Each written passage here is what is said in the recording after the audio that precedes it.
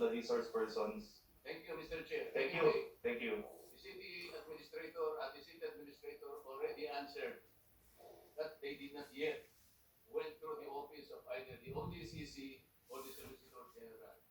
And then in his last answer, Mr. Chair, he said that the residents voluntarily vacated their residence. May I ask the COMSEC to please show slides 2, 3, and 4.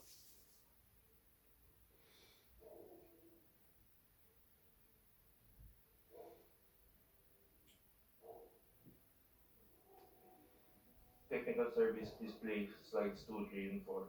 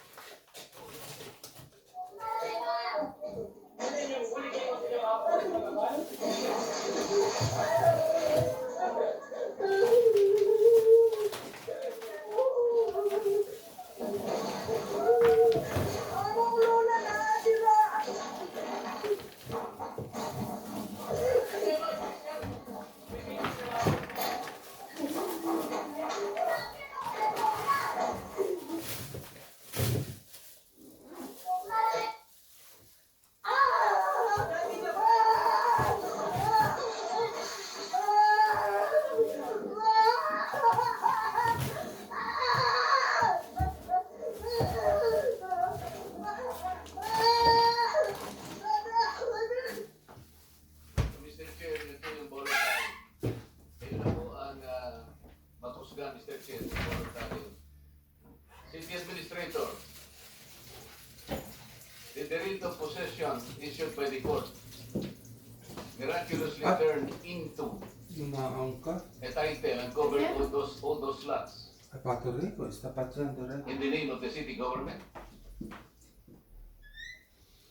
Tsaka muna sa labas ha, tapos wala. Naging titulo na ba yun? Naging titulo na nung magkaroon ng writ of possession? Naging titulo at lahat ng in-expropriate ninyong lupa napunta na sa pangalan ng Osamis City? If your honor please. No. Yes or no?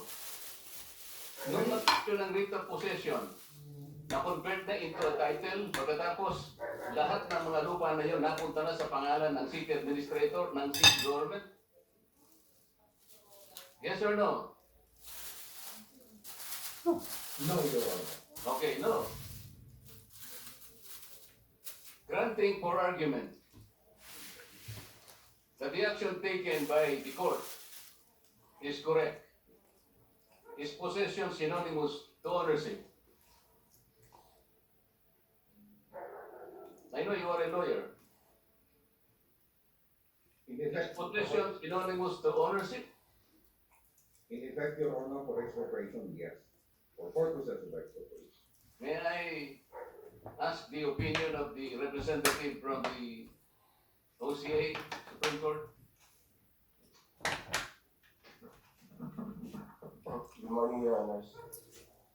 With respect to that question, usually when a writ of possession is issued, possession over the property is being given to the one who's expropriating it. But insofar as title or ownership in the meantime, that is not necessarily, it doesn't necessarily follow because they have to determine yet what is the compensation, the just compensation, final just compensation that the property owner is entitled to, Your Honor. Thank you. I think that is very clear. Hindi naman naging titulo kagad yun. Pagkatapos, Mr. Chair, yun na kagad yung building. So it is still a private land. As a matter of fact, the writ of possession is now being questioned. City Administrator, Mr. Chair, could I ask for who is the contractor of the first building? 1 minute suspension of the roll. Can I request for a 1 minute suspension of the roll? 1 minute suspension. On the process and the manner how the author is Okay. presenting evidence. Resume na tayo, resume. Yeah. Session resume. Thank you, Mr. Chair. Mr. Chair, may I manifest my continuing objection for the record on the manner how the author is presenting or adjudicating evidence in support with his allegation, because as earlier stated, the persons invited, the government officials are resource speakers, they are not witness, but the way how it is being done now, as if they are witness or adverse party of the case, which we have not yet determined who are the adverse party, because it is not yet determined who are the officers and employees who committed the alleged malfeasance, misfeasance. I already enumerated the. Yes, I'm just putting it on record. Yeah, but you already told me about 1 hour ago to enumerate the offices or agencies that are alleged. So I did that already. Yes, Mr. Chair, I'm not, my point is in the way how Okay, the noted, is noted, adducing evidence noted. in support to his allegation. Yes, noted. Noted by the records. Okay. Mr. D.S. Marcoleta, Thank you, please proceed. Mr. Chair. City Administrator, in the demolition of the houses of the lot owners, did the court issue rate of demolitions? There was no demolition, Your Honor. Thank you, thank you. Wala. If Your Honor, Mr. Chair, okay lang, sige. Who is the contractor of the first building? as far as I know, it is Alpha and Omega Construction, Your Honor. What about the second building? Mr. Chair, the resource speaker is incompetent to answer that. The right office who will. Akala ko ba continuing objection ka na lang? That's why I am against. Do you want to proceed? No, Mr. Chair. My point, Mr. Chair, is that. Please address the chair. Please address the chair. Do not directly engage each other. Mr. Chair, I'm addressing my continuing objection to. We will Mr. Chair. suspend this hearing for another date if you cannot control yourselves. I'm in a very cold manner, Mr. Chair. I'm raising only. Yes, I already ruled that we noted your objection. It's the same objection. No, another point, Mr. Chair. Yes, what is that point? The resource speaker, where the author has asked the question, is incompetent to answer. The right office to answer that is the DPWH, because it is on record that it is the DPWH that implements the logic, Mr. Chair.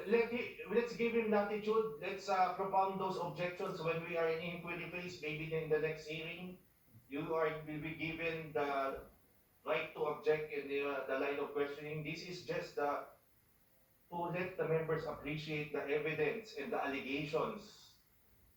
We cannot appreciate by having interruptions every 5 minutes, Mr. Honorable Deputy Speaker. We are not even in the inquiry phase. We are just, as you requested, we are in the preliminary determination. So let's give him latitude. How can one paint a painting if every 2 minutes somebody is throwing mud on the painting? That is what is happening now in analogy. That is what is happening now. So please give him. It's his style. The style is Marcoleta style. When it's Oaminal style, I will let you speak also, uninterrupted. Okay? Can we proceed, sir? Yes, Mr. Chair, I'm just raising my position on Noted, the how we're going on. It's not in accordance to what I interpreted the laws. Thank you very much, Mr. Thank you, thank you. Chair. Salamat po, Mr. Chair. Akala ko kasi kung mga court administrator para madali, ilan na naman niya kung sining contractor, napakasimpleng tanong lang eh. Oh, sabi niya yung building 1, Alpha and Omega. What about the second building, Mr. City Prosecutor, Mr. City Administrator? Kasi alam na, second building, Mindanao Rock, di ba? Construction, Your Honor. So, di ba? What about the cluster housing in Malauban? that I'm not aware, Your Honor, because we Okay. DPWH, hindi ba Alpha and Omega contractor din ito? Mr. Representative of DPWH Region 10 or District Engineering Office, please answer. Who is the conductor of the Malaoban project?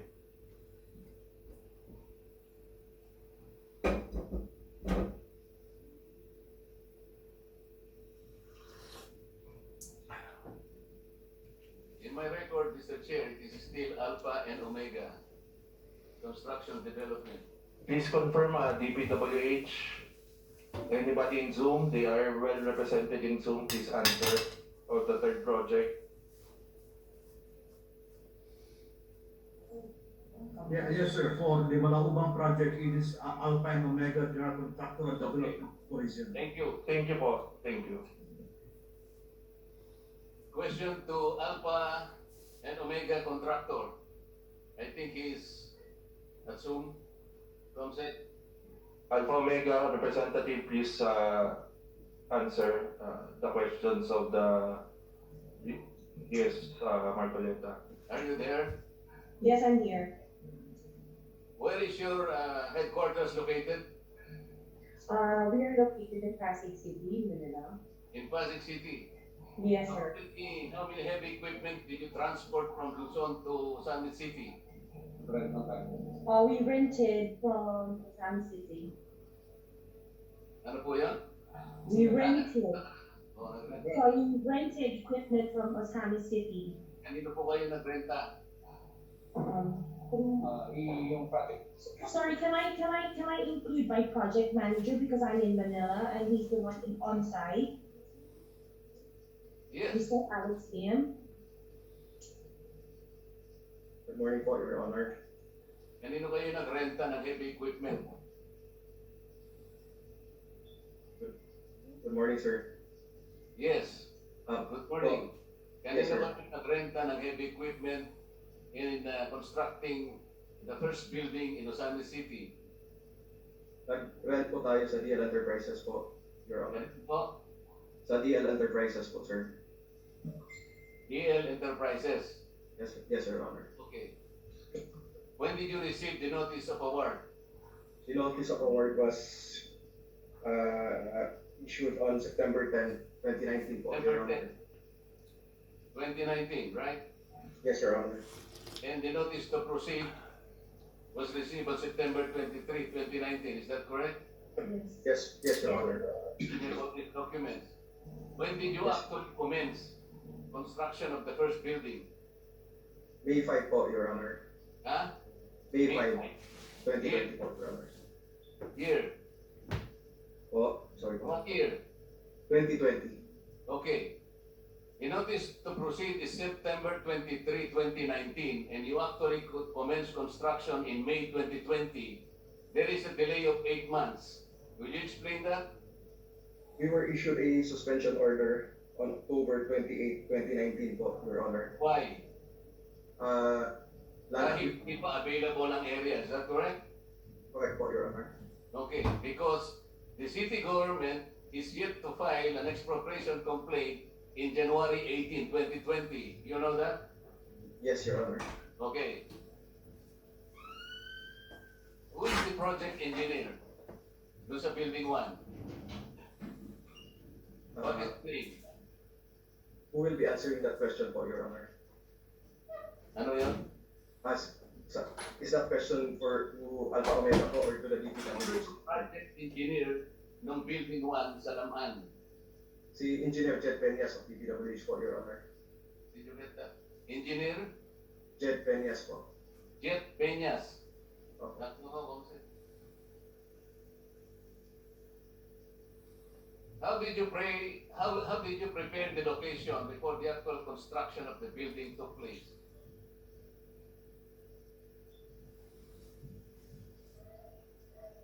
Siyempre, prepare mo yung area. Sabi mo, wala pang area. So, paano mo pin-repair? Paano nagkaroon ng area?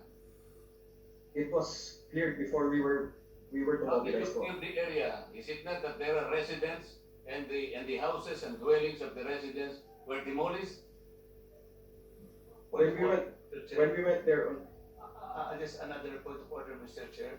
On the Ito na naman tayo, jurisdiction Mr. of Chair. on this particular issue. I Ito would na just like to naman know, tayo. Mr. Chair, because under our rule, the jurisdiction of the I am government is asking, only Mr. Chair, the contractor, I am government not asking officials DS Waminal. unemployed. DS Waminal is out of order, and Mr. Chair. the one that is Let me speak, DS Omenal and DS Marcoleta. The ruling of the chair is like in the Sandigan Bayan, if there is a case and it involves at least one government officials, all private respondents are part of that case.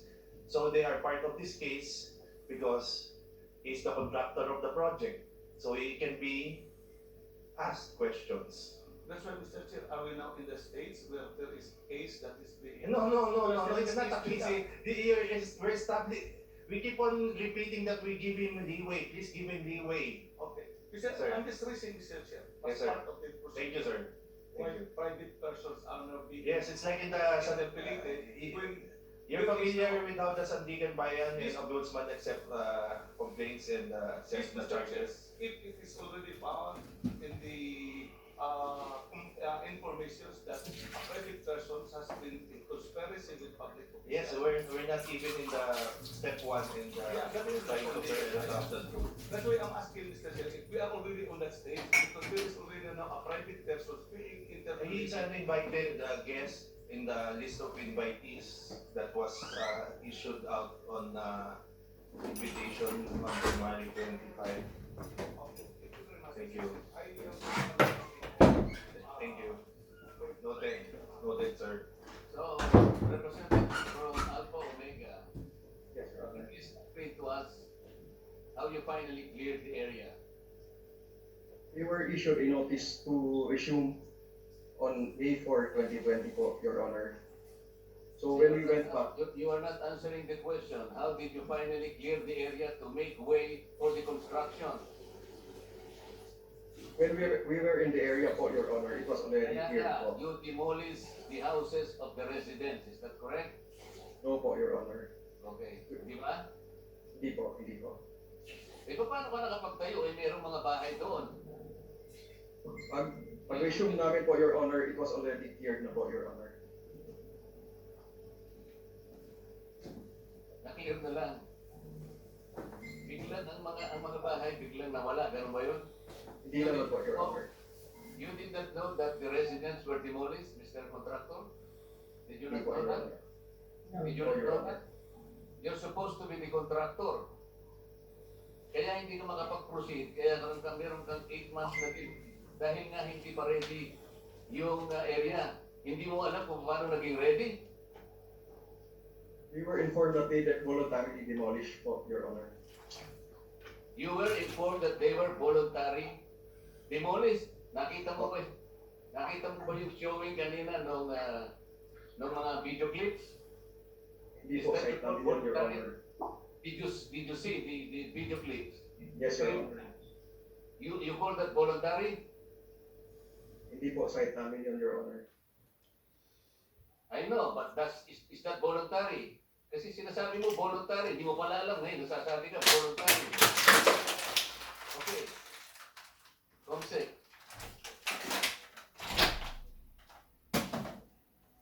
Will you please show the slides para makita natin yung mga equip. Slides 5, 6, 7, and 8. Technical service, please show slides 5, 6, 7, and 8.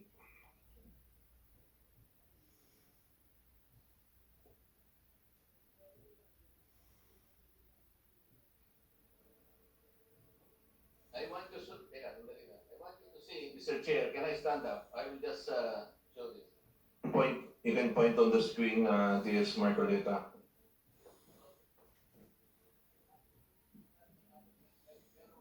HSO. This is Henry S. Oaminal. Okay?